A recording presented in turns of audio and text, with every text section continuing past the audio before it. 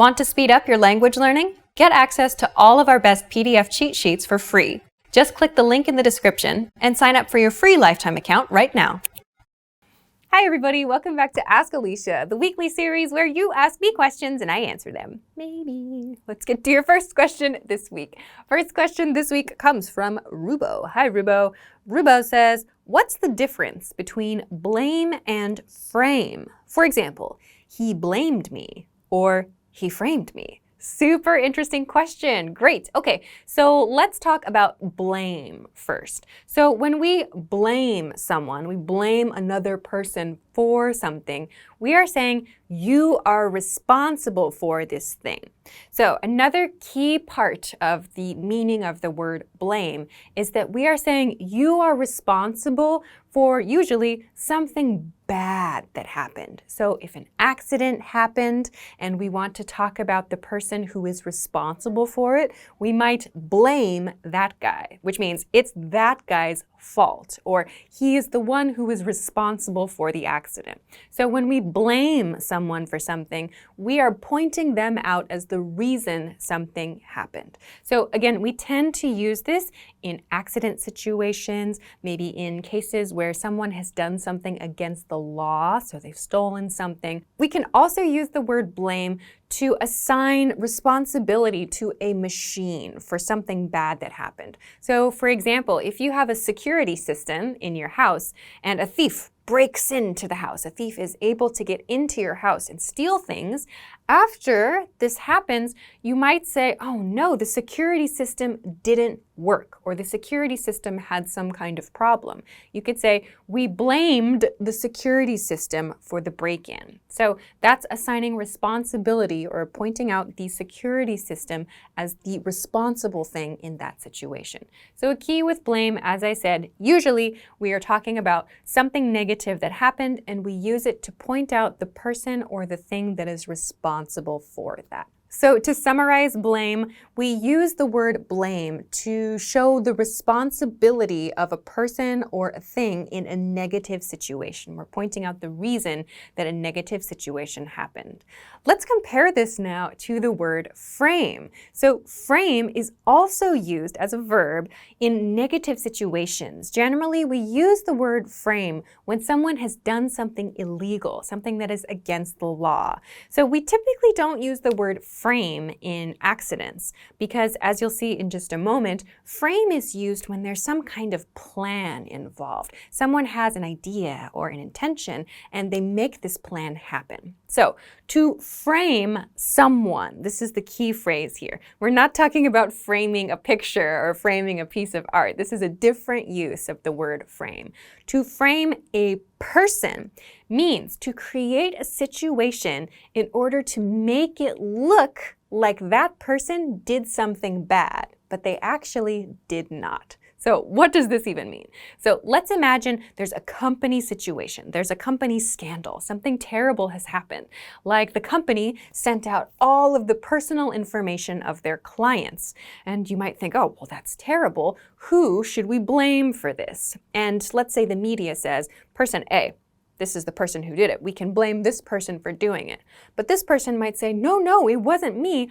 I was framed, which means another person did something, created a situation to make it look like person A did this. So for example, maybe person B used person A's email address to send the sensitive information to a lot of different people. So they created a situation, they made it look like the information came from person A, but person B was actually the person to do the terrible thing in this situation.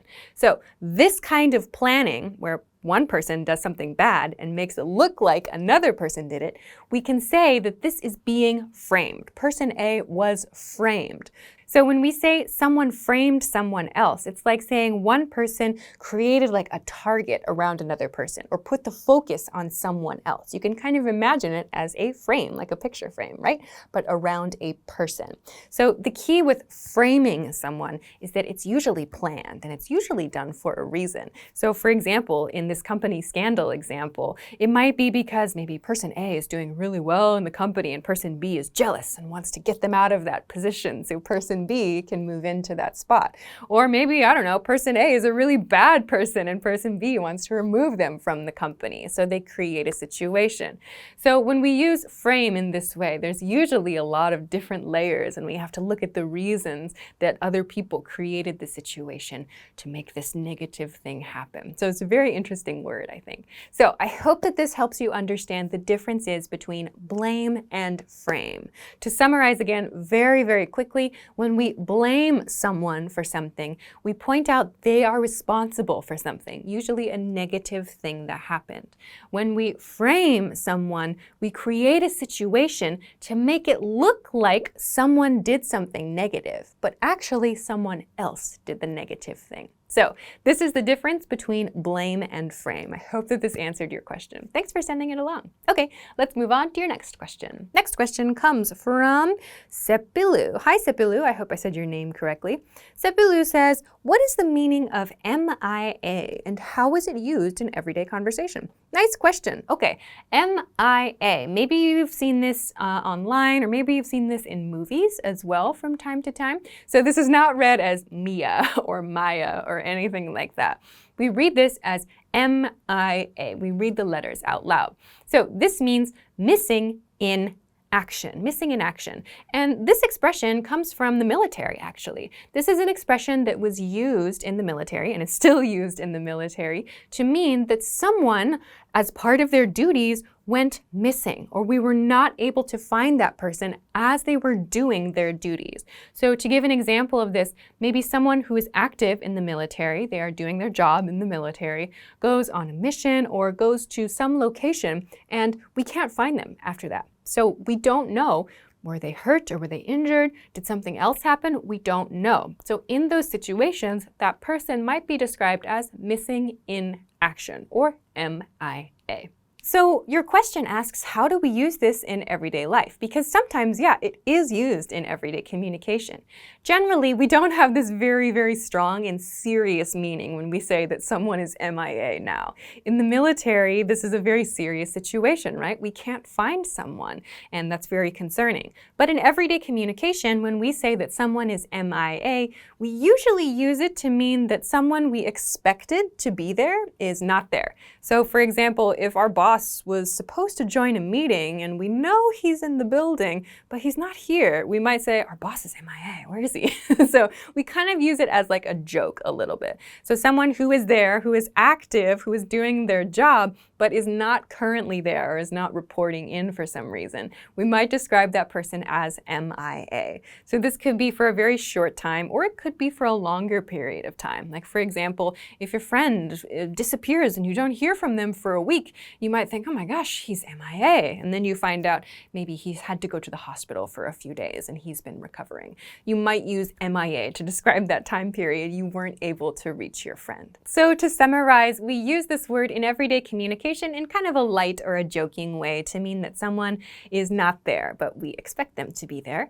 But if you hear this word or you see this word in maybe a military situation or other kind of official or government situation, it may mean a more serious thing has happened and someone is actually not reporting in, or we cannot find that specific person. Generally, you'll probably see it in everyday communication, but I hope that this answers your question about MIA and how to use it. Thanks very much for sending it along. Okay, let's move on to your next question. Next question comes from Miguel Alberto. Hi, Miguel.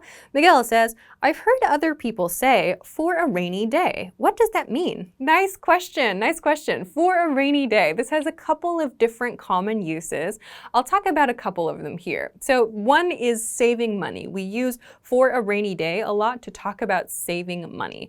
The most common expression that you might hear with this is, I'm saving this money for a rainy day. So what does this mean? So when we say I'm saving money for a rainy day, it's like we're saying I'm saving money just in case something doesn't go as planned, or I'm saving a little bit of money just to have in case things aren't great at a certain point in time.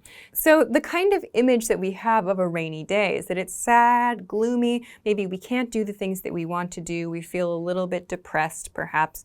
And so that same image we can take into our lives, right? So for those times when maybe we feel sad or depressed, or there's some kind of problem that we have, maybe we can't do something, or we're not able to go to the next step, whatever it is. Maybe we have a medical issue, or maybe we have a job problem or something like that.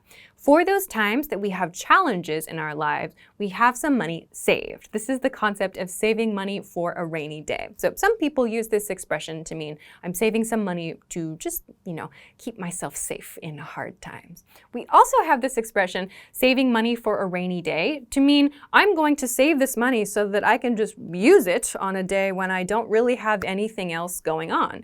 You kind of also have some people that use it in this way too. So on a rainy day, again, you can imagine, I can't really go outside, I can't do a whole lot, but maybe if I use my money a little bit, I can do something interesting inside. So some people use this expression to mean this as well. But I think I would guess that most people tend to use it to mean like they just keep a little bit of money to be safe, to have a little bit of safety money available. So as I said, we tend to use for a rainy day to talk about money, saving money for a rainy day, but also we sometimes use this to talk about activities. So for example, if you suggest an indoor activity, like going to an art museum or maybe visiting a restaurant or something like that, someone might say, let's save it for a rainy day, which really means let's save it for a day that it's raining outside, or let's save it for a day when we don't have very much to do.